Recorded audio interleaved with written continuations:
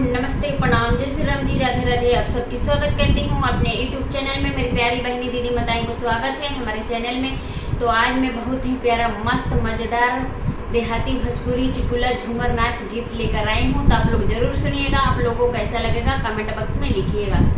तो चलिए मैं सुनाने जा रही हूँ। अच्छा लगेगा तो लाइक भी करिएगा, ज़्यादा से ज़्यादा हमारे इस झूमर नाच गीत को शेयर करिएगा। बहुत मस्त है ये झूमर गीत, आप लोग को शायद अच्छा लगेगा। लागल बाटे रेलवे के नौकरिया नौकरिया करे जाई हाय राजा।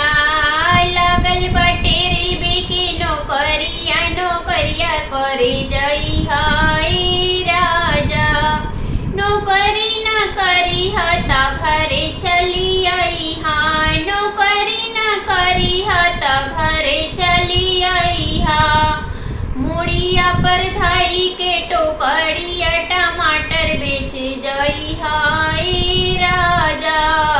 मुड़िया पर धाई के टोकरिया टमाटर बेच जाई हाय राजा। लागल बाटे रेलवे की नौकरिया नौकरिया करे जाई हाय राजा। लागल बाटे रेलवे के नौकरिया नौकरिया करे जाई हाय राजा। नौकरी न करी हता घरे चली आई हा। नौकरी न करी हता घरे चली आई हा। आ कंधावा पर धाई के कुदरिया डाढ़ेरा कोड़े जाई हाय राजा। मत कंधावा पर धाई के कुदरिया डाढ़ेरा कोड़े जाई हा राजा। लागल बाटे रेलवे के नौकरिया नौकरिया करे जाई हाय राजा। लागल बाटे रेलवे के नौकरिया नौकरिया करे जाई हाय राजा।